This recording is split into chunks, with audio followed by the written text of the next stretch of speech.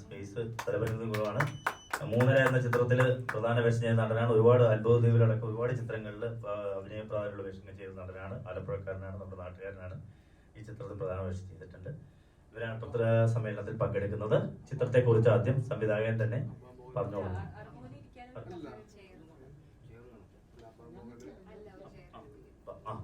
അപ്പം ഇദ്ദേഹം ഇത് പ്രധാന വേഷം ചെയ്തിരിക്കുകയാണ്. അദ്ദേഹം വീൽ ചെയറിലാണ് പ്രധാന അതിനകത്ത് ക്യാരക്ടർ ചെയ്തിട്ടുണ്ട്. ഷാനവാസ് അതിന്റെ പ്രൊഡക്ഷൻ കൺട്രോളറായിട്ടും അഭിനേതാവായിട്ടും ഒക്കെ ഉണ്ട്. അങ്ങനെ ഒരുപാട് പേര് ഇതിനകത്തുള്ളവരുണ്ട്. എല്ലാവരും ഇരുത്താനുള്ള നിങ്ങൾക്ക് കാണുമ്പോൾ മനസ്സിലാവുമല്ലോ. അപ്പോൾ പത്രസമ്മേളനം നമുക്ക് ആരംഭിക്കാം. സംവിധായകൻ തന്നെ ചിത്രത്തെക്കുറിച്ച് പറഞ്ഞു തുടങ്ങും. ഓരോരുത്തരും സംസാരിച്ച ശേഷം മീഡിയക്കാർക്ക് ചോദിക്കാം ചോദ്യങ്ങൾ. ഓക്കെ.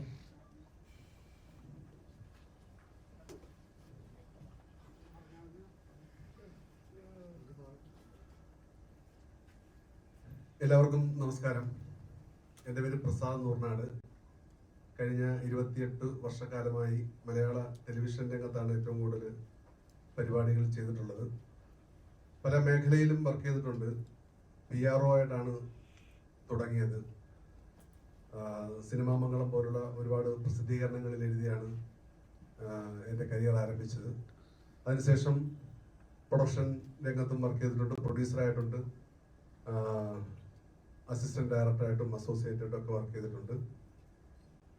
പിന്നെ സീരിയൽ രംഗത്ത് വന്നതിന് ശേഷം ഒരു ഗ്യാപ്പിട്ട് ഞാൻ പിന്നെ ചാനലുകളിൽ വർക്ക് ചെയ്തിട്ടുണ്ട്. കൈരളി TV കുറേ വർഷങ്ങളുണ്ടായിരുന്നു, സൂര്യ TV ഉണ്ടായിരുന്നു, സിയുടെ ഷോസുകൾ ചെയ്യാറുണ്ടായിരുന്നു.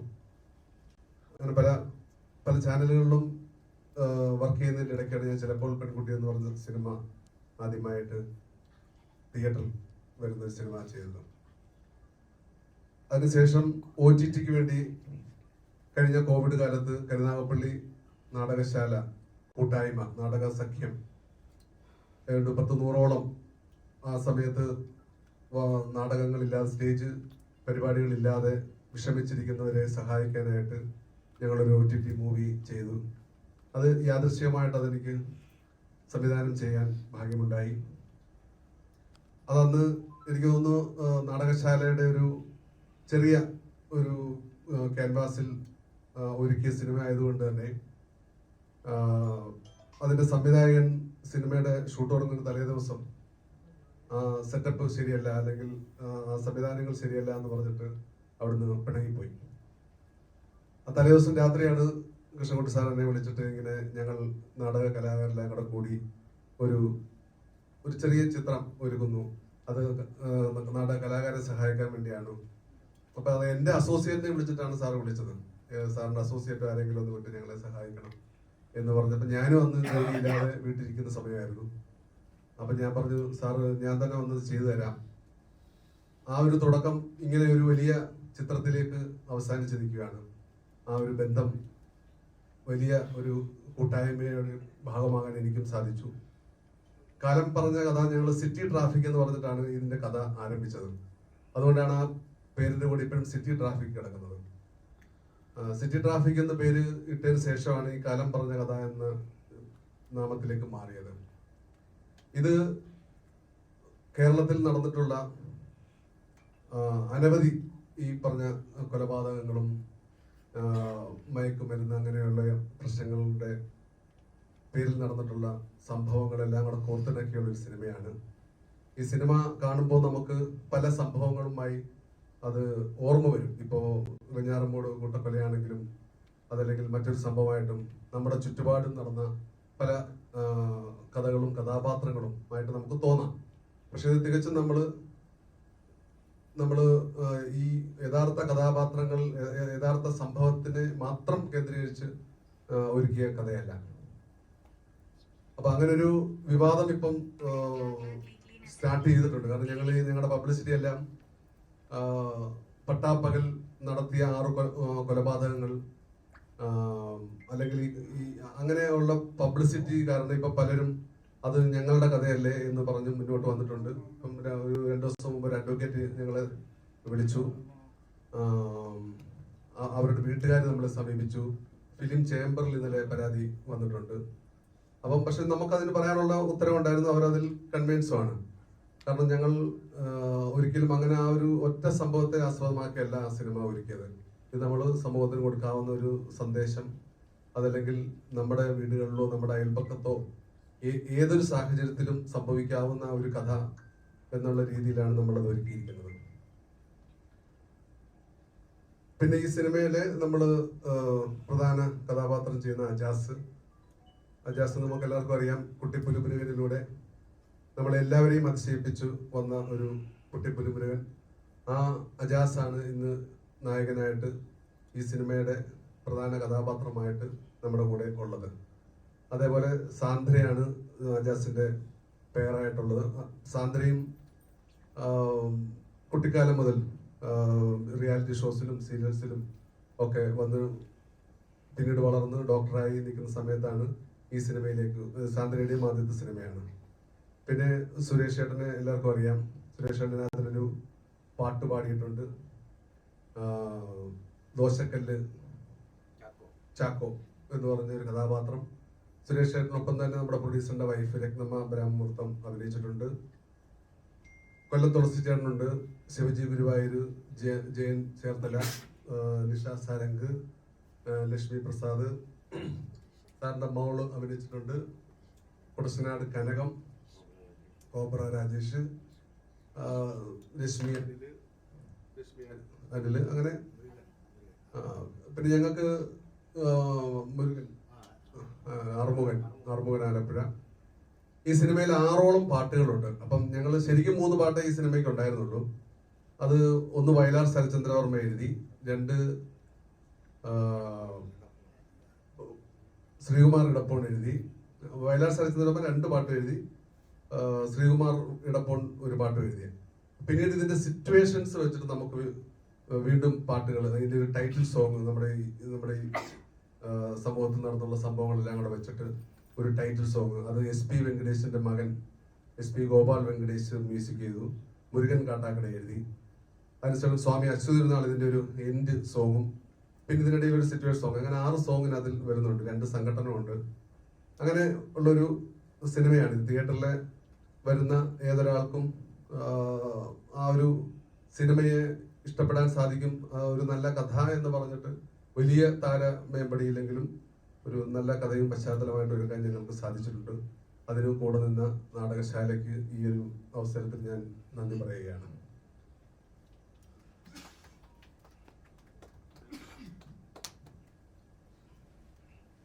ബഹുമാന്യരെ, ഞാൻ കരുനാഗപ്പള്ളി കൃഷ്ണൻകുട്ടി, ഒരു ഗവൺമെൻറ് സ്കൂളിൽ നിന്ന് റിട്ടയർ ചെയ്ത ഹെഡ് മാസ്റ്ററാണ്.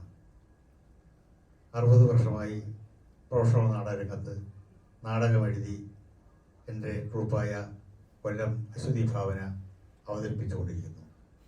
ഇപ്പോൾ ഞങ്ങൾ അവതരിപ്പിച്ചുകൊണ്ടിരിക്കുന്ന നാടകം അക്കരെ പെയ്ത മഴ. അതിനോടൊപ്പമാണ് നമ്മുടെ ബഹുമാന്യനായ പ്രസാദ് പറഞ്ഞതുപോലെ കൊറോണ കാലത്ത് നാടക കലാകാരന്മാരെ രക്ഷിക്കാനായി, അവർക്ക് ഉന്മേഷം കൊടുക്കാനായി ഒരു സിനിമ ഞങ്ങൾ നിർമ്മിച്ചു. OTT കൊണ്ട് യൂട്യൂബിൽ ഇപ്പോൾ കിടപ്പുണ്ട്. നല്ല അഭിപ്രായമാണ് വന്നിരിക്കുന്നത്. പിന്നെ എനിക്കൊരു ആഗ്രഹമുണ്ടായി, നാടകരംഗത്ത് വിട്ട് ഒരു സിനിമയോടെ ചെയ്താലെന്തെന്ന്. അതിൻ്റെ ബഡ്ജറ്റ് അദ്ദേഹത്തിന് എനിക്ക് പറഞ്ഞപ്പോൾ അദ്ദേഹം ചിരിക്കുകയാണ് ചെയ്തത്. കാരണം ഞാനും എൻ്റെ വൈഫും സർക്കാർ ജീവനക്കാരായിരുന്നു. പെൻഷൻ മാത്രമേ ഞങ്ങളുടെ വരവുള്ളൂ. ആ വരവിൽ ഒരാളുടെ പെൻഷൻ നാടകശാല എന്ന് പറയുന്ന ഒരു ചാരിറ്റി സൊസൈറ്റി 6 വർഷമായി നടത്തിക്കൊണ്ടുവരുന്നു. അതൊരു മാഗസിൻ പ്രകാശിപ്പിക്കുന്നു. 50 പേർക്ക് പ്രതിമാസം ഭക്ഷ്യക്കിറ്റ് കൊടുക്കുന്നു കലാകാരന്മാർക്ക്. അങ്ങനെ ചെലവഴിച്ചുകൊണ്ടിരിക്കുന്ന നാടകശാല എന്ന് പറയുന്ന ആ കാരുണ്യ പ്രസ്ഥാനം നിർമ്മിച്ച ഒരു ചിത്രമാണ് കാലം പറഞ്ഞ കഥ സിറ്റി ട്രാഫിക്. അത് ഒരു സിനിമയ്ക്ക് വേണ്ടുന്ന എന്തെല്ലാം കാര്യങ്ങളുണ്ടോ അതെല്ലാം ഞങ്ങൾ ചെയ്തിട്ടുണ്ട്. നമ്മളിപ്പോഴത്തെ 100 കോടിയും 500 കോടിയും ഒന്നും ചെലവഴിച്ച് നമ്മളെപ്പോലുള്ള ഒരു കൊച്ചു നിർമ്മാതാവിന് ഒരു സിനിമ നിർവഹിക്കാനുള്ള സാമ്പത്തിക ശേഷിയില്ല. ഒക്കുന്ന കാര്യം വെച്ച് നല്ല രീതിയിൽ തന്നെ ഞങ്ങൾ കഥാപാത്രങ്ങൾക്ക് യോജിച്ച ആളുകളെ കൊണ്ടുവന്ന് അത് അഭിനയിപ്പിച്ച് അത് രംഗത്ത് എത്താറായിരിക്കുകയാണ്. അജാസും ഡോക്ടർ സാന്ദ്രയും സുരേഷും എൽസോ സുരേഷും ഒക്കെ ഇതിനകത്ത് നല്ലതുപോലെ ബിഹേവ് ചെയ്തിട്ടുണ്ട്. ഒരു നിഷാ സാരംഗും ഈ പാട്ടുകളാണ് ഞാൻ നോക്കിയപ്പോൾ ഈ സിനിമയുടെ ഒരു ഹൈലൈറ്റ്സ്. ഒരു വലിയ സിനിമ കാണുന്ന പ്രതീതി ഇതിൻ്റെ പാട്ട് രംഗത്ത് നമുക്ക് ഉൾക്കൊള്ളിക്കുവാൻ, അത് ഷൂട്ട് ചെയ്തെടുക്കുവാൻ പ്രിയപ്പെട്ട സംവിധായകന് കഴിഞ്ഞിട്ടുണ്ട്. ഒരു സിനിമയ്ക്ക് വേണ്ടുന്ന ഏതെല്ലാം കാര്യങ്ങൾ വേണമോ കണ്ടുകൊണ്ടിരിക്കാൻ 2 മണിക്കൂർ 10 മിനിറ്റുള്ള ഈ സിനിമയ്ക്കകത്ത് ചേർക്കാൻ കഴിയുമോ അതെല്ലാം ഞങ്ങൾ ചേർത്തിട്ടുണ്ട് എന്ന് വിചാരിച്ച് ഇതൊരു വലിയ മഹാസംഭവമായ സിനിമയാണെന്ന് ഞങ്ങൾ അവകാശപ്പെടുന്നില്ല. ഞാൻ അധ്യാപകനായും നേരത്തെ മുതൽ തന്നെ മയക്കുമരുന്നിനും മദ്യത്തിനുമെതിരെ പ്രവർത്തിക്കുന്ന ഒരാളായതുകൊണ്ട് ലഘുനാടകങ്ങളും ഒറ്റയാൾ നാടകങ്ങളും തെരുവ് നാടകങ്ങളും കളിച്ചുകൊണ്ടിരിക്കുന്ന ഒരാളായതുകൊണ്ട് ഒരു സന്ദേശം സമൂഹത്തിന് കൊടുക്കണം എന്നൊരാഗ്രഹം ഉണ്ടായിരുന്നു. അത് ആ സന്ദേശത്തിൽ ഞങ്ങൾ കൊടുക്കാൻ കഴിഞ്ഞു എന്നാണ് എൻ്റെ വിശ്വാസം. അതിന് ഞങ്ങൾ പശ്ചാത്തലമാക്കിയത് ഏതാനും കുടുംബങ്ങളെയാണ്, കുടുംബ കഥകളെയാണ്. എങ്ങനെ കുടുംബങ്ങൾ താറുമാറാകുന്നു, എങ്ങനെ യുവജനങ്ങൾ വഴിതെറ്റിപ്പോകുന്നു, എങ്ങനെ അവരൊക്കെ നമുക്ക് നേരിട്ട് കൊണ്ടുവരാം, അതിനുള്ള റെമഡി എന്താണ്, അതാണ് ഞങ്ങൾ സമൂഹത്തിന് ഇട്ട് കൊടുക്കുന്ന ഒരു ചോദ്യം. ആ ചോദ്യം ഒരുവിധം മനസ്സുഖത്തോട് തന്നെ ഈ സിനിമ ആദ്യാവസാനം കാണുവാൻ കഴിയും എന്ന് ഒരുപാട് സിനിമകൾ കണ്ടുകൊണ്ടിരിക്കുന്ന, ഒരുപാട് സിനിമയെ സ്നേഹിക്കുന്ന എനിക്ക് പറയാൻ കഴിയും എന്നാണ് എൻ്റെ വിശ്വാസം. ഇനി വേണ്ടത് നിങ്ങളാണ്. നിങ്ങൾ ഈ ഈ കൊച്ചു സിനിമയെ പ്രൊമോട്ട് ചെയ്യുക. സാധാരണ പോലുള്ള ഒരു സിനിമയല്ലിത്, സമൂഹത്തിന് വേണ്ടി എടുത്ത ഒരു സിനിമയാണ്. എല്ലാവരും ഇതാണ് പറയുന്നത്, സിനിമാക്കാരല്ല. പക്ഷേ എന്നിരുന്നാലും എൻ്റെ ഒരു വാക്ക് വിശ്വസിക്കുക. ഈ സംവിധായകൻ്റെ ആ നല്ല സംവിധാനത്തെ നിങ്ങൾ അംഗീകരിക്കുക. ഇതിനകത്തെ കലാകാരന്മാരെ അംഗീകരിച്ചുകൊണ്ട് ഈ സിനിമ കാണണം. അതിനകത്ത് ഒരു കാരണം നിങ്ങൾക്ക് പിന്തിരിഞ്ഞ് നോക്കിയാൽ ഒരു മനുഷ്യൻ അവിടെ ഇരിക്കുന്ന നിങ്ങൾക്ക് കാണാം. അദ്ദേഹം വീൽ ചെയറിലാണ്, 2 കാലുമില്ല. ആ മനുഷ്യൻ ഈ സിനിമയിലെ ഒരു വില്ലനാണ്, കാലില്ലാത്ത വില്ലൻ. ആ വില്ലനെ അവതരിപ്പിക്കുവാൻ എനിക്ക് ഭാഗ്യം സൃഷ്ടിച്ചു. അതാണ് എൻ്റെ അബ്ബാ മോഹൻ എന്ന് പറയുന്ന ഫോട്ടോഗ്രാഫർ, ഏറ്റവും വലിയ ഫോട്ടോഗ്രാഫർ, കാരുണ്യ പ്രവർത്തകൻ. അങ്ങനെയുള്ള ചില കൊച്ചു നന്മകൾ ചെയ്യുവാൻ എനിക്ക് കഴിഞ്ഞു. അതുപോലെ തന്നെ എനിക്കൊരു നല്ല ഒരു നായികയെ ഇതിലൂടെ അവതരിപ്പിക്കാൻ കഴിഞ്ഞു. ഇതാണ് എനിക്കുള്ള സംതൃപ്തി. നിങ്ങൾ സിനിമ കാണണം. ഇതുപോലെ സമകാലീന സംഭവങ്ങൾ കോർത്തിണക്കിയിട്ടുള്ള ഒരു സിനിമയാണ് എന്നാണ് ഇരുവരും ഇത് പറഞ്ഞതെങ്കിലും സമൂഹത്തിൽ ഇന്ന് അത്യാവശ്യമായ ഒരു കഥ അല്ലെങ്കിൽ ഒരു സന്ദേശം കാലം പറഞ്ഞ കഥ സിറ്റി ട്രാഫിക് നൽകുന്നുണ്ട്. അമ്മയും മകനും തമ്മിലുള്ള ആഴത്തിലുള്ള ബന്ധം, ഒരു കുട്ടി അവൻ നല്ലവനും ചീത്തയും ആവുന്നത് മാതാപിതാക്കളുടെ ഇടപെടലുകളിലൂടെ. ഇന്ന് നമ്മളുടെ സമൂഹത്തിൽ നമ്മൾ കാണുന്ന ഒരുപാട് കാര്യങ്ങൾ കാണുന്നു. അമ്മയെ മക്കൾ കൊല്ലുന്നു, മക്കളെ അമ്മ കൊല്ലുന്നു. ഇപ്പോൾ ഈ അടുത്ത കാലത്ത് തന്നെ ഒരു സ്ത്രീയെ കോടതി ശിക്ഷിച്ചു. ആ കുഞ്ഞിനെ കടലിൽ എറിഞ്ഞു കൊന്ന്, ചുവരിൽ എറിഞ്ഞു കൊന്ന ഒരു സ്ത്രീ. അതുപോലെ തന്നെ വെഞ്ഞാറമൂടിനടുത്ത് അമ്മയെയും സഹോദരനെയും ഒക്കെ കൊന്ന ഒരു ചെറുപ്പക്കാരൻ്റെ സംഭവം കഥയും നമ്മൾക്ക്. ഇത്തരം സംഭവങ്ങൾ കോർത്തിണക്കിക്കൊണ്ട് പറയുന്ന ഒരു ക്രൈം ത്രില്ലർ സ്റ്റോറിയോ അല്ലെങ്കിൽ ഒരു ക്രൈം സ്റ്റോറിയോ അല്ല കാലം പറഞ്ഞ കഥ സിറ്റി ട്രാഫിക്. ഈ സിനിമയിലൂടെ സംവിധായകൻ സമൂഹത്തിനോട് പറയാൻ ഉദ്ദേശിക്കുന്ന ഒരു കാര്യമാണ്. അത് സിനിമ കണ്ട് തന്നെ മനസ്സിലാക്കണം. എന്തായിരുന്നാലും അജാസ് എന്ന ഒരു കുഞ്ഞു നായകനെ കൂടി നമുക്ക് ഈ സിനിമയിലൂടെ കിട്ടുകയാണ്. ദോശക്കല്ല് ചാക്കോ എന്നതാണ് എൻ്റെ ക്യാരക്ടർ. അതിൽ ഈ ദോശക്കല്ല് ചാക്കോ പാടുന്ന ഒരു പാട്ടും വയലാർ സത്യചന്ദ്രവർമ്മ സാർ എഴുതിയ ഒരു പാട്ടാണ്. അജയ് ഒച്ചറയാണ് എൻ്റെ സംഗീതം. ആ പാട്ടിൽ പറയുന്നത്, ഓലമാകെ മാറി മാറി ലോകമിന്നാകെ, നേരറിയാതെ നേരുമില്ലാതെ, ചെണ്ടമേളം എന്ന പോലെ ചങ്കിടിപ്പാണേ, സങ്കടങ്ങളേറി വരും നെഞ്ചരിപ്പാണേ. അതെ, നമ്മുടെ നെഞ്ചിൽ ഒരുപാട് തറയ്ക്കുന്ന ഒരു കഥ, ഒരു സിനിമ, വളരെ ആർദ്രമായ ഒരു കുടുംബകഥ കാലം പറഞ്ഞ കഥയിലുണ്ട്.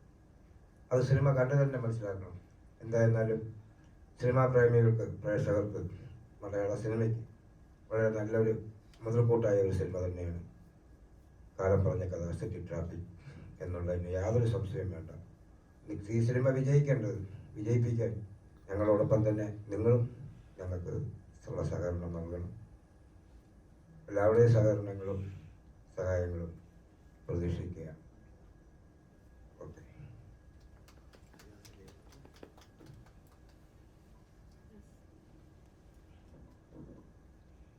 ഹായ്, ഹലോ, എല്ലാവർക്കും നമസ്കാരം.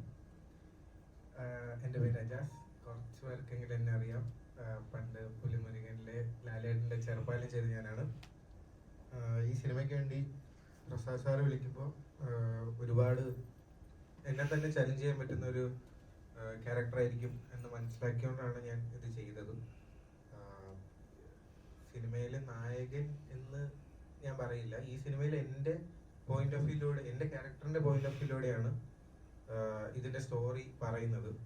അപ്പോൾ ആ ക്യാരക്ടർ അനുഭവിക്കുന്ന ഒരു ട്രോമ, അല്ലെങ്കിൽ ആ ക്യാരക്ടർ ആ സ്റ്റോറിയിൽ എടുക്കുന്ന ഓരോ ഡിസിഷൻസ് എന്തുകൊണ്ടായിരിക്കും അങ്ങനെ ഒരു ഡിസിഷൻ എടുക്കുന്നത് എന്നുള്ളതും നമ്മൾ ഈ അടുത്ത് കണ്ട ചില റിയൽ ലൈഫ് ഇൻസിഡൻറ്റും നമ്മളിതിൽ ആഡ് ചെയ്തിട്ടുണ്ട്. അപ്പോൾ ഒരുപാട് എൻജോയ് ചെയ്തൊരു ഫിലിമാണ്. പിന്നെ അപ്പം എല്ലാവരും തിയേറ്ററിൽ തന്നെ പോയി കാണണം ഫെബ്രുവരി 6-ന്. അത്രേ ഉള്ളൂ. Thank you. എല്ലാവർക്കും നമസ്കാരം. എൻ്റെ പേര് വിശ്വാസാനന്ദ്. ഒരുപാട് അമ്മ കഥാപാത്രങ്ങൾ ചെയ്തിട്ടുണ്ട്. പക്ഷെ ഇതിലെ അമ്മ എനിക്കൊരു വെല്ലുവിളി തന്നെയായിരുന്നു. കാരണം ഈ അമ്മയുടെ ഡിസിഷനാണ് മകന് പോലും ഇങ്ങനെ സംഭവിക്കുന്നത്. ഒരു കുടുംബത്തിന് ഉണ്ടാവുന്ന പ്രശ്നങ്ങളിൽ അമ്മ പോലും ഒരു കാരണമായി തീരുന്നു എന്നുള്ളതാണ്. അപ്പോൾ അതൊരു വലിയ വെല്ലുവിളി തന്നെയായിരുന്നു കഥാപാത്രത്തെക്കുറിച്ച്. ഈ കഥയെക്കുറിച്ച് എൻ്റെ അടുത്ത് ഡയറക്ടർ വിളിച്ച് പറയുമ്പോൾ, അതുകൊണ്ട് തന്നെയാണ് അങ്ങനെ ഒരു കഥാപാത്രം ഇതുവരെ ഞാൻ ചെയ്തിട്ടില്ലാത്തത് കൊണ്ട് തന്നെയാണ് ഈ കഥാപാത്രം ഞാൻ സെലക്ട് ചെയ്തത് തന്നെ. അതിനൊരുപാട് സന്തോഷമുണ്ട്.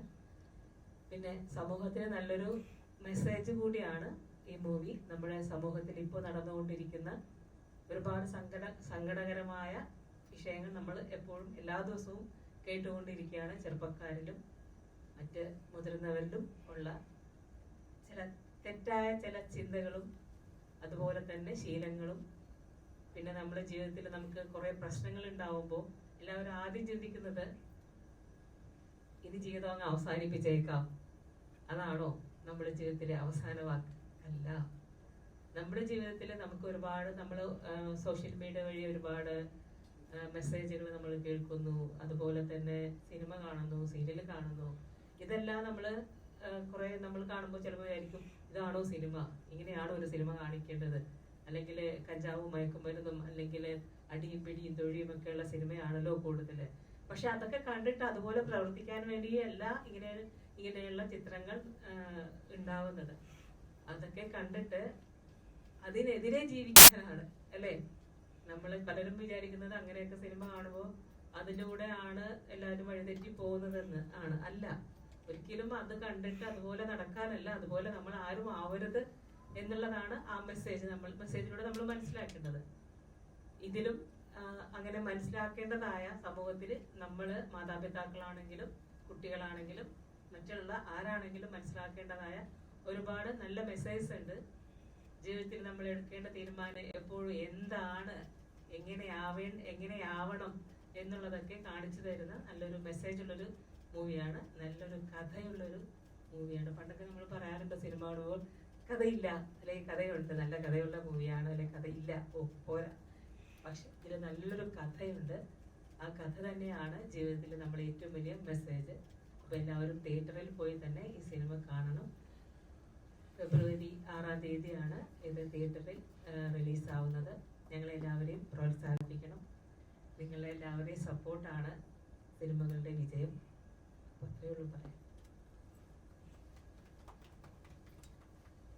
ഹായ്, എല്ലാവർക്കും നമസ്കാരം. എൻ്റെ പേര് സാൻഡ്ര. ഞാൻ ചൈൽഡ് ആർട്ടിസ്റ്റ് ആയിരുന്നു. കുറച്ച് സീരിയൽസ്, ഫിലിംസ് ഒക്കെ ചെയ്തിട്ടുണ്ട്. അപ്പോൾ ഒത്തിരി ഗ്യാപ്പിന് ശേഷം റീ എൻട്രി ആയിട്ട് വന്ന ഫിലിമാണിത്.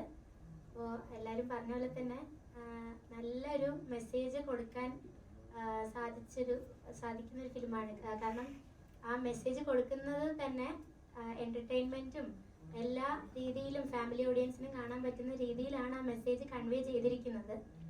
അതിൽ മാക്സിമം എനിക്ക് പറ്റുന്ന എഫേർട്ട് ഇട്ട് മാക്സിമം ഞാൻ ചെയ്തിട്ടുണ്ട് എൻ്റെ ഭാഗം. അതുപോലെ തന്നെ എല്ലാവരും തിയേറ്ററിൽ തന്നെ പോയി ഫിലിം കാണുക, സപ്പോർട്ട് ചെയ്യുക. ഫെബ്രുവരി 6 റിലീസ്. നല്ലൊരു മെസ്സേജ് കൊടുക്കുന്ന മൂവിയാണ്. എല്ലാവരും സപ്പോർട്ട് ചെയ്യുക. Thank you.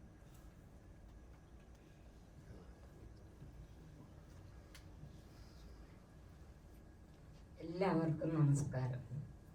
പ്രത്യേകിച്ച് ഈ സിനിമ ഒരുക്കിത്തന്ന പ്രസാദ് നൂർനാടും കരുനാഗപ്പള്ളി കൃഷ്ണൻകുട്ടിയും ജനങ്ങൾക്ക് വേണ്ടി ഒരു നല്ല മെസ്സേജ് കാഴ്ചവെച്ച സിനിമയിൽ എനിക്ക് അഭിനയിക്കാൻ സാധിച്ചതിൽ വളരെയേറെ നന്ദി രണ്ടുപേരോടും പറഞ്ഞുകൊള്ളുന്നു. പിന്നെ സിനിമ കണ്ടിറങ്ങിയാൽ എന്തെങ്കിലും ഒരു മെസ്സേജ് അത് ഓരോ വീടുകളെയും പറ്റി അവർ ചിന്തിക്കാൻ അവസരം ഒരുക്കുന്ന ഒരു സിനിമയായത്. നല്ല നല്ല പാട്ട്. ഇപ്പം തന്നെ ഈ അരിസ്റ്റോ സുരേഷിൻ്റെ വൈഫായിട്ടാണ് ഞാൻ അഭിനയിക്കുന്നത്. എൻ്റെ സഹോദരനാണ് കാലില്ലാത്ത അബ്ബ മോഹൻ. എൻ്റെ മരുമകനാണ് ഷാനവാസ് കമ്പിക്കീഴ്, അവിടെ ഇരിപ്പുണ്ട്. അങ്ങനെ ഒരു കുടുംബം സഹകരിച്ച്, അതായത് ഞങ്ങളുടെ കുടുംബവും എൻ്റെ മോനും എൻ്റെ മോളും എൻ്റെ കൊച്ചുമോനും എൻ്റെ ഭർത്താവും എല്ലാം ഈ സിനിമയിലുണ്ട്. പിന്നെ നമ്മുടെ കുട്ടി പുലിമുരുകൻ കൗമാരപ്രായത്തിലെത്തി നമുക്ക് കാഴ്ചവെക്കുന്ന ഒരു മികച്ച പ്രകടനം കാണാൻ എല്ലാവരും തിയേറ്ററിൽ വന്ന് ആ മോനെയും പ്രോത്സാഹിപ്പിക്കണമെന്ന് അപേക്ഷിക്കുന്നു.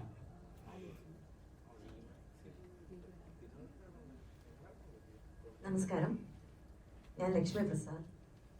മിനി സ്ക്രീൻ പ്രേക്ഷകർക്ക് ഒരുപക്ഷെ എന്നെ അറിയായിരിക്കും. ഒരുപാട് സീരിയലുകളിലൂടെ ഞാൻ നിങ്ങളുടെ സ്വീകരണ മുറിയിൽ എത്താറുണ്ട്. കാലം പറഞ്ഞ കഥയിൽ ചേർത്തല ജയൻ ചേട്ടൻ്റെ വൈഫ് ക്യാരക്ടറാണ് ചെയ്യുന്നത്. അതായത് ഹീറോയിൻ ആയിട്ടുള്ള സാന്ദ്രയുടെ മദർ ക്യാരക്ടറാണ്. സാധാരണ ടെലിവിഷനിൽ എനിക്ക് വില്ലൻ പരിവേഷമാണ് കൂടുതൽ. ഇതിൽ നേരെ ഓപ്പോസിറ്റാണ്. ഇമോഷണൽ സീൻസ് ആണ് കൂടുതൽ. ഒരുപാട് സീനുകളില്ല, 3 സീനാണ് ഈ സിനിമയിൽ എനിക്കുള്ളത്. പിന്നെ സിനിമയെക്കുറിച്ച് പറയുകയാണെങ്കിൽ ഈ ടൈറ്റിൽ സൂചിപ്പിക്കുന്ന പോലെ തന്നെ കാലം പറഞ്ഞ കഥ, കാലത്തിന് ആവശ്യമുള്ളൊരു കഥയാണ്. ഡെയിലി നമ്മൾ പത്രത്തിലും മറ്റു മാധ്യമങ്ങളിലൂടെ കാണുന്ന കുറേ കാര്യങ്ങളുണ്ടല്ലോ. അടുത്തിടെ എനിക്ക് തോന്നുന്നു നിങ്ങൾ ശ്രദ്ധിച്ചാൽ അറിയാം, ഒരു 5 വർഷം, ഒരു 10 വർഷക്കാലത്തിലാണ് ഡ്രഗ്സും ഈ ഡ്രഗ്സ് മൂലം കുടുംബ ബന്ധങ്ങളിൽ തന്നെ നഷ്ടപ്പെട്ടു പോകുന്നൊരവസ്ഥ. അപ്പൊ ഈ വാർത്തകളൊക്കെ നമ്മൾ കാണുമ്പോൾ വിചാരിക്കും ഇതൊന്നും നമ്മുടെ വീട്ടിൽ സംഭവിക്കില്ലല്ലോ എന്ന്. നേരെ തിരിച്ചാണ്. കാര്യം നമ്മുടെ മക്കളും പുറത്ത് പഠിക്കാൻ പോകുന്നുണ്ട്. ഒരു നിമിഷ ചിന്ത മതി, എന്തും സംഭവിക്കാം. അതിന് ഉത്തമ ഉദാഹരണമാണ് തിരുവനന്തപുരത്ത് നടന്ന ഒരു കൊലപാതകവും സ്വന്തം അമ്മ കുഞ്ഞിനെ വലിച്ചെറിയുന്നത്.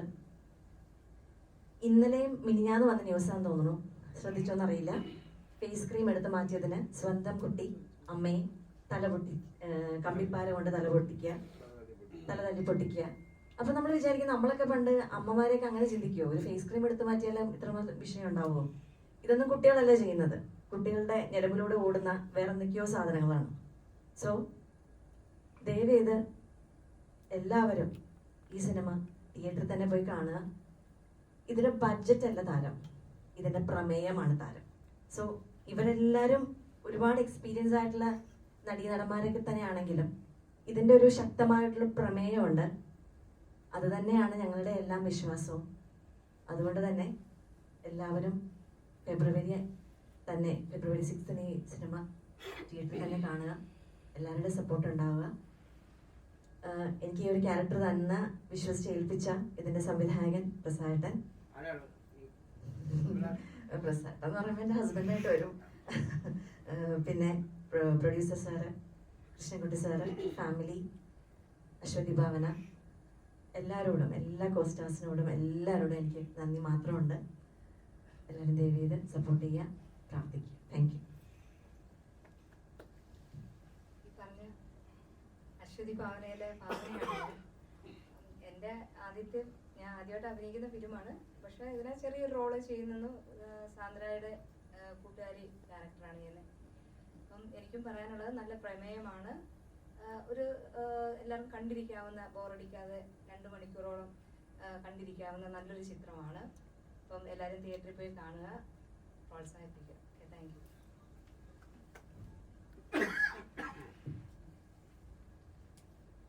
എല്ലാവർക്കും എൻ്റെ വിനീതമായ നമസ്കാരം. ഇങ്ങനൊരു സ്റ്റേജിൽ ഇരിക്കാൻ പറ്റിയതിന് സർവശക്തനായ ദൈവത്തോട് ഞാൻ ആദ്യം നന്ദി പറയുന്നു. ഇതിൻ്റെ ഡയറക്ടറായ പ്രസാദ് നൂറാൾ സാറിനോടും കൃഷ്ണൻകുട്ടി സാറിനോടും എന്നെ സപ്പോർട്ട് ചെയ്ത എല്ലാവരോടും ഒരുപാട് നന്ദി ഈ അവസരത്തിൽ രേഖപ്പെടുത്തുകയാണ്. കാലം പറഞ്ഞ കഥ സിറ്റി ട്രാഫിക് എന്ന ചിത്രത്തിൽ അഭിനയിക്കാൻ ചെല്ലുമ്പോൾ വളരെ സീരിയസ് ആയൊരു കഥ തിരഞ്ഞെടുത്തുകൊണ്ടാണ് അവർ മുന്നോട്ട് പോകുന്നതെന്നാണ് അറിഞ്ഞത്. ഇതിനകത്ത് കോമഡി താരമായ എന്നെ ഇങ്ങനെ ഉൾപ്പെടുത്തി എന്നുള്ളതൊരു അതിശയം എനിക്കുണ്ടായി. പക്ഷേ എന്നെ കൊണ്ട് ചെയ്യിച്ചിരിക്കുന്നതെല്ലാം സീരിയസ് സംഭവങ്ങളാണ്. പക്ഷെ പിന്നീടാണ് മനസ്സിലാക്കിയത് ഞങ്ങൾ സീരിയസ് ചെയ്താലും അതൊരു കോമഡി ആയിട്ടേ ജനങ്ങൾ എടുക്കത്തുള്ളൂ. ആ ഒരു കോമഡിയാണോ ഉദ്ദേശിച്ചതെന്നാണ് എനിക്ക് തോന്നുന്നത്. എന്തായാലും പുലിമുരുകൻ എന്ന ചിത്രത്തിലൂടെ വളരെ ശ്രദ്ധേയനായ അജാസ് നായകനാകുന്ന ഈ ചിത്രം നിങ്ങളേവരും ആ ചിത്രം സപ്പോർട്ട് ചെയ്തതുപോലെ തന്നെ ഈ ചിത്രത്തെയും സ്വീകരിക്കുമെന്ന് പൂർണ്ണ വിശ്വാസമുണ്ട്. നല്ല പാട്ടുകളും കഥകളും സംഘടനകളുമായി ഒരു സിനിമയുടെ എല്ലാ ചേരുവകളും ചേർന്ന നല്ലൊരു ചിത്രം തന്നെയായിരിക്കും ഇത് എന്ന് തന്നെ വിശ്വസിക്കുന്നു. എല്ലാവരുടെയും സപ്പോർട്ട് ഒരിക്കൽ കൂടി ആവശ്യപ്പെട്ടുകൊണ്ട് നന്ദി, നമസ്കാരം. മീഡിയക്കാർക്ക് ചോദിക്കാം, എന്താണ് ഈ പടത്തെക്കുറിച്ച് സംശയങ്ങളുണ്ടെങ്കിൽ എല്ലാവരും ചോദിക്കാം. ഈ സംവിധായകനോടാണ് ഈ ചിത്രം ആവശ്യമില്ല, സൗണ്ട് ഉണ്ടല്ലോ. സംവിധായകനോടാണ് അപ്പൊ ഈ ചിത്രം 6-ാം തീയതി റിലീസ് ചെയ്യാം. അപ്പൊ ഇതിന്റെ സെൻസറിങ് നടപടികളൊക്കെ കഴിഞ്ഞു. കഴിഞ്ഞതാണ്. കംപ്ലീറ്റ് കഴിഞ്ഞില്ല, അതിന്റെ പ്രോസസ്സിംഗ് എല്ലാം കഴിഞ്ഞു. ഈ പ്രോസസ്സിംഗിൽ എത്തിയപ്പോൾ കാരണം ഇപ്പോൾ ഈ ഇത്തരത്തിൽ സമൂഹത്തിൽ നടന്ന കേസുകൾ ഇപ്പൊ നടന്നുകൊണ്ടിരിക്കുകയാണ്. ഇപ്പൊ 6 പേരെ കൊന്നതും ഡ്രഗ്സിന്റെ അടിസ്ഥാനത്തിലൊക്കെ. അപ്പൊ അങ്ങനെ സെൻസറിങ് ചെന്നപ്പോൾ അവരുടെ ഭാഗത്ത് നിന്ന് എന്തെങ്കിലും ചോദ്യങ്ങളുണ്ടായിരുന്നു. കാരണം റിയലി ഇപ്പൊ കേസ് നടന്നുകൊണ്ടിരിക്കുന്ന സബ്ജക്റ്റ് ആയതുകൊണ്ട് അതുമായി ബന്ധപ്പെട്ട് നടക്കുന്ന എന്തെങ്കിലും അതിന്റെ എലമെന്റ്സ് ഉണ്ടെങ്കിൽ തന്നെ അങ്ങനെ എന്തെങ്കിലും ബുദ്ധിമുട്ടുകൾ ഇല്ല. അങ്ങനെ വരാൻ സാധ്യത. നമ്മുടെ ആ ലൂ പോയിന്റ് എല്ലാം അടച്ചിട്ടാണ് പടം ചെയ്തിരിക്കുന്നത്. നമ്മളാ റിലീജിയനോ അല്ലെങ്കിൽ അങ്ങനെ ഒരു സ്ഥലമോ കഥാപാത്രങ്ങളോ എല്ലാം വ്യത്യസ്തമാണ്. അതേപോലെ ഒരു സംഭവം എന്നേ ഉള്ളൂ.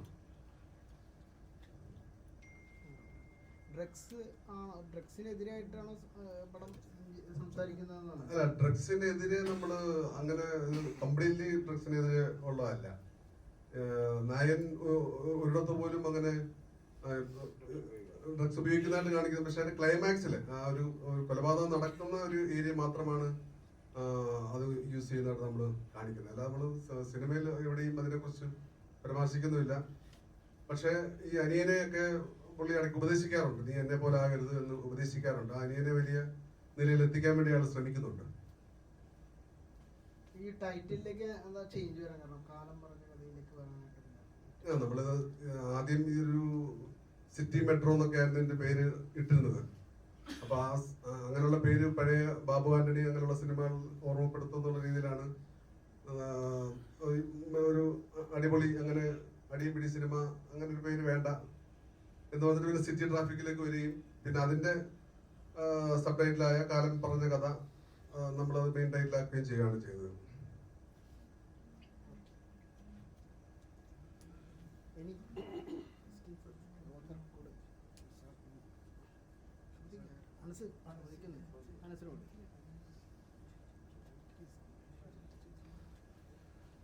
ചേച്ചിനോടാണ്. എല്ലാ സിനിമയിലും വളരെ പാവമായിട്ട് ഒരു അമ്മയൊക്കെ ആയിട്ടാണ് അഭിനയിച്ചിരുന്നത്. വ്യത്യസ്തമായിട്ട് ഞാൻ കണ്ട ബിഗ് ബോസ് മൈ ബോസ് ആണ് വ്യത്യസ്തമായിട്ട് വന്നത്. ഇതിൽ കുറച്ചുകൂടി എന്താ പറയുക, കുറച്ചുകൂടി മകന് പാവമായിട്ടുള്ളതല്ല, മകനെ സപ്പോർട്ട് ചെയ്ത് തെറ്റിലേക്ക് പോകുന്നതിന് സപ്പോർട്ട് ചെയ്യുന്ന ഒരു ക്യാരക്ടറായിട്ടാണ് ചെയ്തത്. അപ്പൊ ഇതേപോലത്തെ ഉള്ള വ്യത്യസ്തമായ ക്യാരക്ടറുകൾ തന്നെയാണോ ഇനിയും ചെയ്യാൻ ഉദ്ദേശിക്കുന്നത്? ഇതിൽ എന്ത് വ്യത്യസ്തതയാണ് ചെയ്തിരിക്കുന്നത് എന്നുള്ളത്? ഇതിൽ മകനെ തെറ്റിലേക്ക് പോകുന്നതിൽ സപ്പോർട്ട് ചെയ്യണമെന്നില്ല. മകനെ തെറ്റിലേക്ക് പോകാതെ നല്ല രീതിയിൽ വളർത്തുന്ന ഒരു അമ്മ തന്നെയാണ്. അല്ല, മകനെ തെറ്റിലേക്ക് പറഞ്ഞു വിടുകയല്ല, മകൻ ചെയ്യുന്ന കാര്യങ്ങൾ സപ്പോർട്ട് ചെയ്യുകയാണോ? അല്ല, ചെയ്യുന്ന സാഹചര്യങ്ങൾ കൊണ്ട് മകൻ അങ്ങനെ മാറിപ്പോകുന്നു എന്നുള്ളതാണ്. മകനെ തെറ്റിലേക്ക് പോകാൻ സപ്പോർട്ട് ചെയ്യണമെന്നില്ല. സാഹചര്യങ്ങളാണ് ഇവിടെ ഈ കുടുംബത്തിന് വേറൊരു തീരുമാനം എടുക്കേണ്ടി വരികയാണ് ചില സാഹചര്യങ്ങൾ മൂലം. അത് അമ്മയെന്നല്ല, ആരാണെങ്കിലും ചിലപ്പോ സിറ്റുവേഷൻ, നമുക്ക് എല്ലാവരും ഇപ്പൊ സൂയിസൈഡ് ചെയ്യുന്നു. അവര് സൂയിസൈഡ് ചെയ്യണമെന്ന് ചിന്തിച്ചിട്ടല്ലോ ജീവിക്കുന്നത്, സിറ്റുവേഷൻ അല്ലേ. അപ്പൊ ഒരു സിറ്റുവേഷനിലൂടെ ഒരു അമ്മയ്ക്ക് അങ്ങനെ ഒരു തീരുമാനം എടുക്കേണ്ടി വരികയാണ്.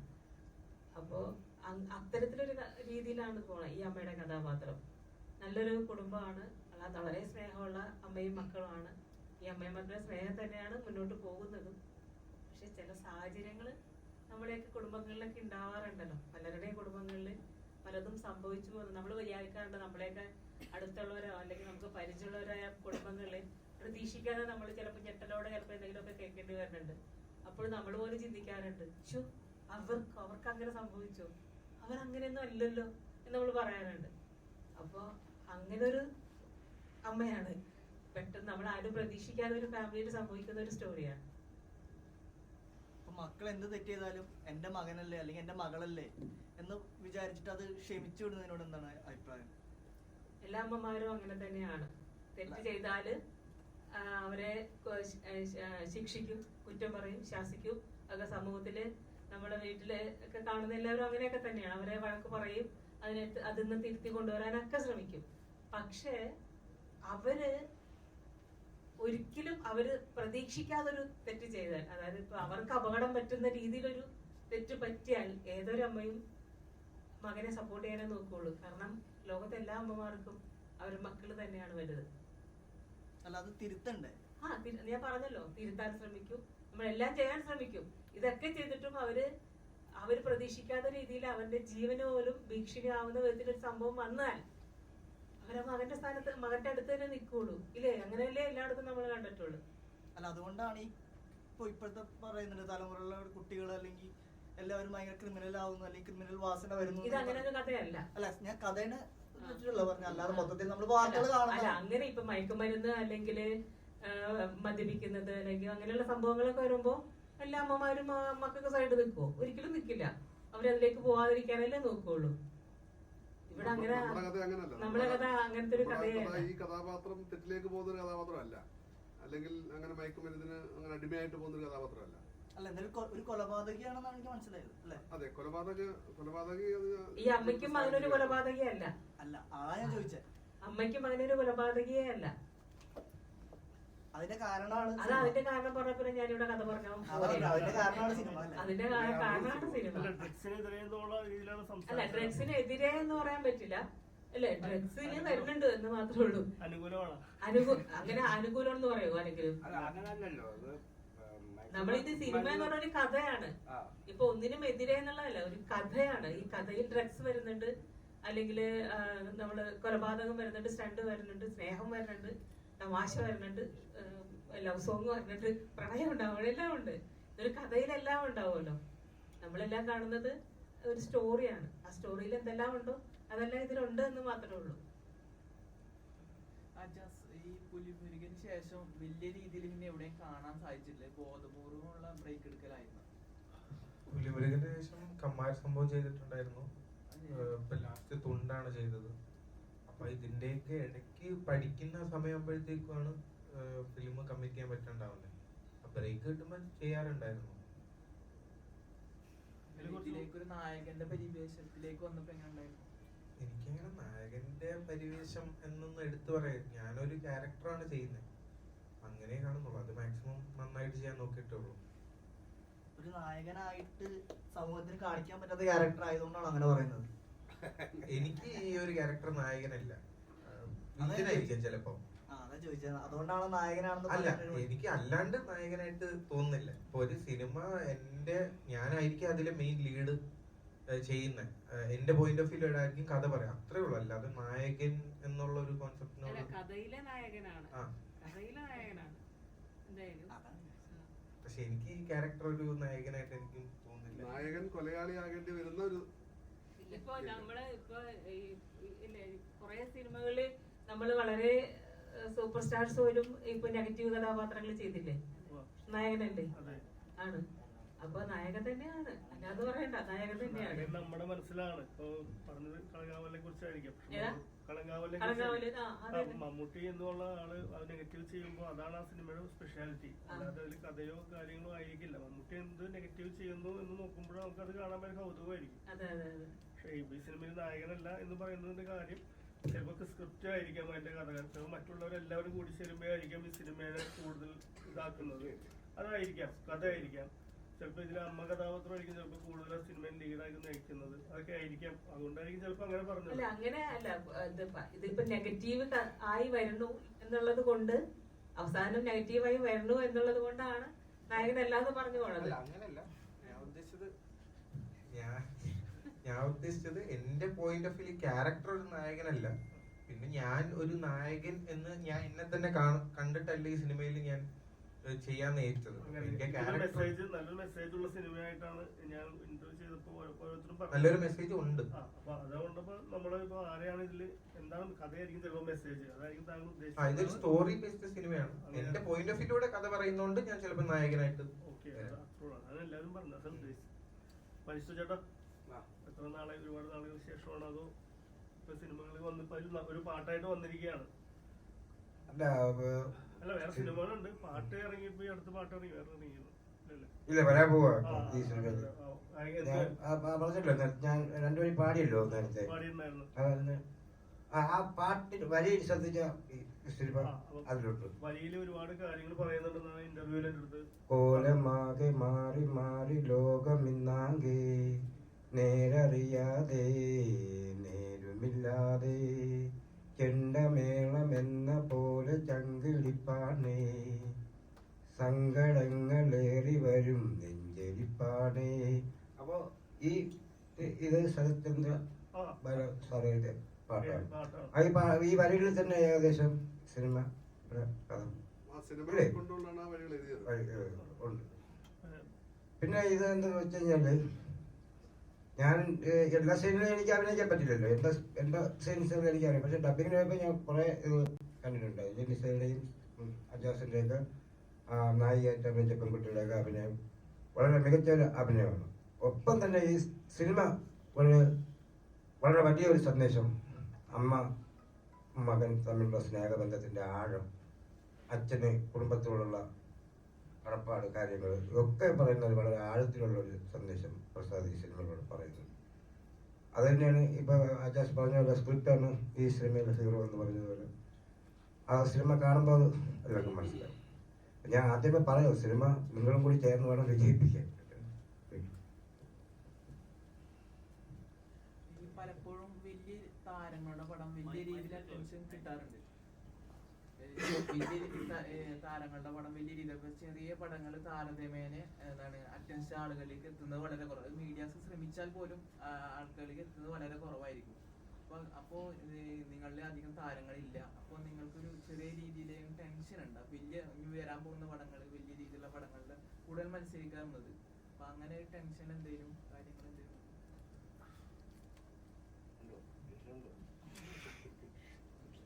അല്ല, നമ്മളത് അത്ര ടെൻഷനായിട്ട് നമ്മൾ എടുക്കുന്നില്ല. നമുക്ക് ഈ ഒരു സിനിമ ഒരു 10 പേര് കണ്ടാൽ എന്തായാലും ഒരു 10 പേരോട് ഈ സിനിമ കാണാൻ പറയും എന്നുള്ളൊരു വിശ്വാസമുണ്ട്.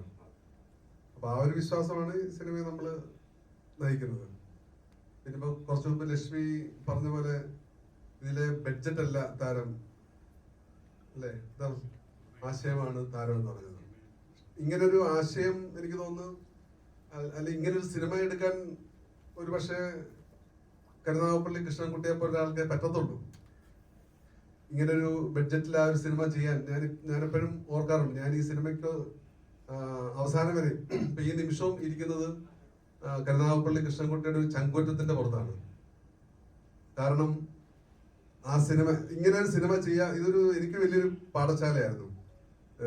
ഈ ഒരു സിനിമ ഒരു യൂണിവേഴ്സിറ്റി നിന്ന് പഠിച്ചിറങ്ങിയ ഒരു അനുഭവം ഉണ്ടായിരുന്നു. കാരണം രാവിലെ സാറ് ഉണരുന്നത് കട്ടക്കാപ്പി ഇടാൻ വേണ്ടിയാണ്. രാവിലെ ലൊക്കേഷൻ കൊടുക്കാനുള്ള കട്ടക്കാപ്പി ഇട്ട് വരുന്ന ഒരു പ്രൊഡ്യൂസറെയാണ് ഞാൻ അവിടെ കണ്ടത്. ഭക്ഷണം കൊടുക്കാനും ആർട്ടിന്റെ സെറ്റപ്പിലാണെങ്കിലും എല്ലാത്തിലും പ്രൊഡ്യൂസർ ഉണ്ടായിരുന്നു. അത് നമ്മുടെ ബഡ്ജറ്റിന്റെ പരിമിതിയാണ്. അപ്പം അങ്ങനെ ഒരാളിനൊപ്പം നിന്നപ്പം നമുക്ക് ഒരുപാട് ഒരു സിനിമ നമുക്ക് ഇങ്ങനെ ചെയ്യാൻ പറ്റുമെന്നുള്ളത് സാറ് ഞങ്ങളെ പഠിപ്പിക്കുകയായിരുന്നു. ഒരു അധ്യാപകൻ എന്നുള്ള നിലയിൽ ഞങ്ങളെയും കൂടി പഠിപ്പിക്കുകയായിരുന്നു. ഞാൻ തിരുവനന്തപുരത്തേക്ക് പോകുന്നത് 2000 രൂപ കൊണ്ടാണ്. 1998 2 വർഷം ഞാൻ അവിടെ ജീവിച്ചു. ഇപ്പൊ കഴിഞ്ഞ ദിവസം എൻ്റെ ഞാൻ മജീഷ സാമ്രാജിന്റെ ഒപ്പം ഉണ്ടായിരുന്നു. അപ്പൊ ഈ ജഗദീഷ് ശ്രീകുമാറിന്റെ 75ാമത്തെ പിറന്നാളിന് പോയപ്പം അദ്ദേഹം എന്നെ വിളിച്ചു. അപ്പൊ എന്റെ ഈ സിനിമയുടെ വാർത്ത കണ്ടാണ് വിളിച്ചത്. അപ്പൊ അദ്ദേഹം പറഞ്ഞൊരു കഥയുണ്ടായിരുന്നു. അതായത് ഞാൻ എന്റെ 18ാമത്തെ വയസ്സിൽ ഞാനൊരു ടെലിഫിലിം ചെയ്യാൻ ആഗ്രഹിക്കുകയാണ്. അന്ന് ദൂരദർശൻ മാത്രമേ ഉള്ളൂ. 40,000 രൂപയുണ്ട് എൻ്റെ കയ്യില്. അത് 20,000 രൂപ എൻ്റെ 20,000 രൂപ അച്ഛൻ തന്ന്. അച്ഛനും ഒക്കെ വലിയ ആഗ്രഹമായിരുന്നു എന്നെ ഈ കലാപരമായിട്ട് ബന്ധമുള്ളതുകൊണ്ട് ഇങ്ങനെ TV-ലോ സിനിമയിലോ ഒക്കെ വരണമെന്നുള്ളത്. അങ്ങനെ ഞാൻ തിരുവനന്തപുരത്ത് പോയി ജഗദീഷ് ശ്രീകുമാറിനെ ബുക്ക് ചെയ്തിട്ട് വന്നു. അത് അന്ന് എനിക്ക് എൻ്റെ ഏറ്റവും വലിയ അനുഭവമായിരുന്നു. അത് പറയാൻ ഒരുപാട് കഥയുണ്ട്. നമ്മുടെ ഒരു ബാലിശ്യമായിട്ടുള്ള കാര്യങ്ങൾ, അതായത് നമ്മൾ പോയി ഒന്നും അറിയാതെ ഒരു ടെലിഫിലിം ചെയ്യാൻ വേണ്ടി പോയിട്ട് അദ്ദേഹത്തിന് അഡ്വാൻസ് കൊടുക്കുന്നു, ദൂരദർശനിൽ പോയി കഥ കൊടുത്ത് അപ്രൂവൽ വാങ്ങിക്കുന്നു, എന്നിട്ട് അത് കംപ്ലീറ്റ് ചെയ്യാൻ പറ്റാതെ 40,000 രൂപയ്ക്ക് ചെയ്യാമെന്ന് പറഞ്ഞിട്ട് അതൊരു 3-4 ലക്ഷം രൂപ ആയിട്ട് അവസാനം അത് വലിയൊരു അനുഭവമായിരുന്നു. അതേപോലെ ഈ സിനിമ ചെയ്തപ്പോൾ എനിക്ക് അതേ ഒരു അനുഭവമാണ് ഇവിടുന്ന് ലഭിച്ചത്. അപ്പം ഇതൊക്കെ നമുക്ക് കിട്ടുന്ന ഒരു വലിയൊരു അനുഭവമായിട്ടാണ് ഞാൻ കാണുന്നത്. പറഞ്ഞു പോയതാ.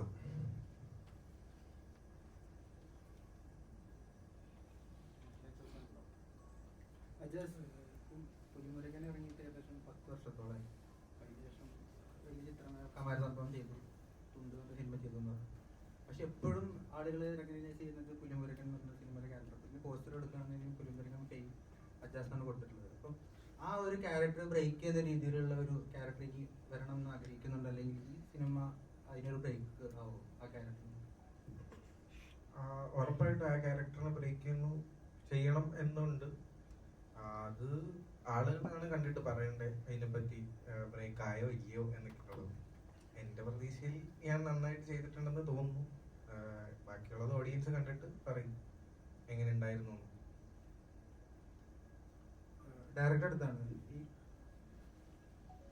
അജാസ് ഇത്രയും കാലം ഒരു ചൈൽഡിഷ് ടൈപ്പ് ഓഫ് ക്യാരക്ടറാണ് ചെയ്തിട്ടുണ്ടായിരുന്നത്. അപ്പൊ ഇതിലേക്കൊരു നായകനെ ആയി അജാസിനെ തിരഞ്ഞെടുക്കാനുള്ള ഒരു റീസൺ എങ്ങനെയാണ്? വല്ല ഓഡീഷനോ അങ്ങനെ ഏത് സിനിമ കണ്ടിട്ട് തോന്നിയതാണ്? എങ്ങനെയാണ് അജാസിനെ ഇതിലേക്ക് സെലക്ട് ചെയ്തത്? അജാസിന്റെ 10ാമത്തെ വയസ്സിലായിരുന്നു പുലിമുരുകൻ. 10 വയസ്സ്. നമ്മൾ ഈ കഥാപാത്രത്തെ കുറിച്ച് ആലോചിച്ചപ്പോൾ ആ ക്യാരക്ടറിന്റെ ഒരു മുഖവും ആ ക്യാരക്ടർ നമ്മളൊരു സാധാരണ ഒരു പയ്യനിൽ നിന്നും അങ്ങനെ ഒരു കൊലയാളിയിലേക്ക് എത്തിക്കാനുള്ള ഒരാള് എന്ന നിലയിൽ നോക്കിയപ്പോൾ എന്റെ മനസ്സിൽ പുലിമുരുകൻ, ആ കുട്ടി പുലിമുരുകന്റെ മുഖവും അവനെന്ന ആ സിനിമയിൽ നമ്മളെ ആകർഷിപ്പിച്ച അവന്റെ പെർഫോമൻസും തന്നെയായിരുന്നു. അപ്പം എന്നാൽ അജാസിനെ നമുക്ക് നേരിട്ട് കാണുമ്പോൾ നമുക്ക് അങ്ങനെ ചിലപ്പം തോന്നിയെന്ന് വരില്ല. പക്ഷെ അങ്ങനെ ഒരു കഴിവുണ്ടെന്ന് ആ സിനിമ തെളിയിച്ചു. അപ്പൊ അജാസിനെ കൊണ്ട് അങ്ങനെ നമുക്ക് ചെയ്യിപ്പിച്ചെടുക്കാമെന്നുള്ളൊരു വിശ്വാസം ആ സിനിമ തന്നെ ആയിരുന്നു.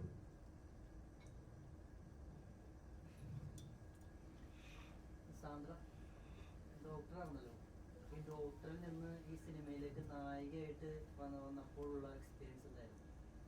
ഡോക്ടർ ഫീൽഡ് ഫുള്ളായിട്ട് വിട്ടിട്ടില്ല. ഫസ്റ്റ് ഓഫ് ഓൾ കുറച്ച് ദിവസമായിട്ട് ലീവ് എടുത്തിട്ടുണ്ട്. രണ്ടും ഒന്നിച്ചാണ് കൊണ്ടുപോകാൻ ശ്രമിക്കുന്നത്. അതിപ്പോൾ പഠിച്ചപ്പോൾ ഒരു ഗ്യാപ്പ് എടുത്തായിരുന്നു. ഞാൻ ഒരു വർക്കും ചെയ്യുന്നുണ്ടായിരുന്നില്ല സ്റ്റഡീസിൻ്റെ ആ ടൈമിൽ. അതിനുശേഷം ഇപ്പോൾ ഒരു വലിയൊരു ഗ്യാപ്പിന് ശേഷമാണ് ഇത് ചെയ്യുന്നത്. അപ്പോൾ അത് വേറെ തന്നെ ഒരു ഫീൽഡാണ്. രണ്ടും കൂടെ കൊണ്ടുപോകാനാണ് എൻ്റെ ആഗ്രഹം. മാക്സിമം ഞാൻ ട്രൈ ചെയ്യുന്നുണ്ട് രണ്ടും ഒരുപോലെ കൊണ്ടുപോകാൻ.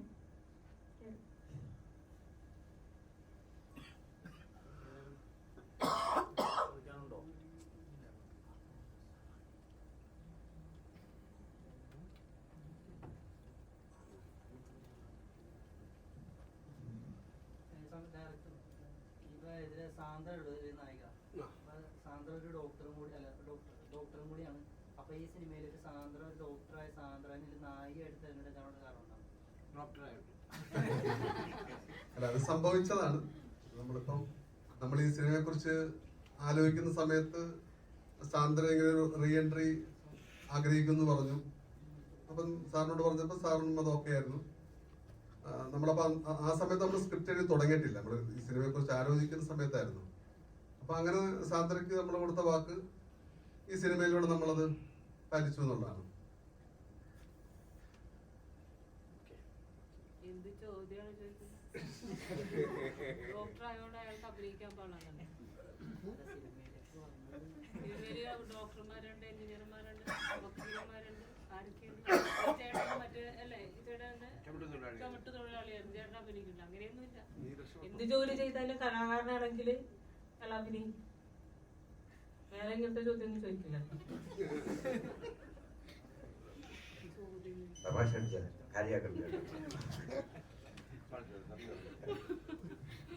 ഇതിലെ നായകനെ പറ്റി പറഞ്ഞല്ലോ, നായകൻ അജാസാന്ന് എല്ലാവരും സംശയിക്കുന്നു. അജാസ് പറയുന്ന അജാസ് നായകനല്ലെന്ന്. ശരിയാ, ഇതിലെ നായകനെ നമ്മൾ സങ്കല്പിച്ചിട്ടേ ഉള്ളൂ, കാണിച്ചിട്ടില്ല. ആ അജാസിന്റെ കുടുംബനാഥനാണ് ഇതിലെ നായകൻ. ആ നായകൻ മുഖാന്തര ഈ കഥ മുന്നോട്ട് പോകുന്നത്. നായകനെ നമ്മൾ കാണുന്നില്ല, കാണിക്കുന്നില്ല. അതാണ് നായകൻ. നമ്മൾ കാണാത്ത ആളാണ് ഇതിലെ നായകൻ. അപ്പൊ എന്തായാലും ഞങ്ങളുടെ ഈ സിനിമയെ സപ്പോർട്ട് ചെയ്യാന് ഇവിടെ എത്തിയ എല്ലാ മീഡിയ സുഹൃത്തുക്കൾക്കും കാലം പറഞ്ഞ കഥയുടെ പേരിലും കരുനാഗപ്പള്ളി നാടകശാല ഇന്റർനാഷണൽ മൂവീസിന്റെ പേരിലും നമ്മുടെ എല്ലാവരുടെയും പേരിലും നന്ദി പറയുന്നു. നന്ദി, നമസ്കാരം.